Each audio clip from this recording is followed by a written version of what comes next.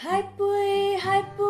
quang niên lang khe in hung giang thu in đun cao qua hào đầu cần thâm thế thao liên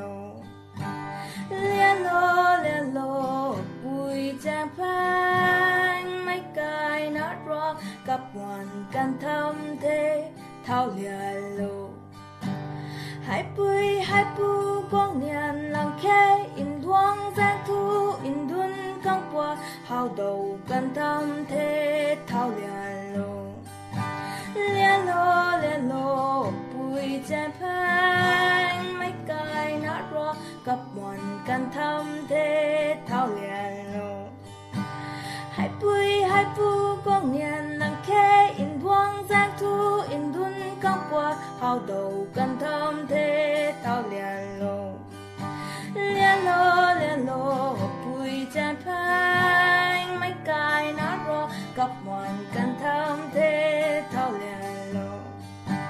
hai pu quang niên lang khe in hung giang thu in đun cao qua hào đầu cần thâm thế thao liên lô bùi trang phanh mấy cái nát rock cặp hoàn cần thâm thế thao liên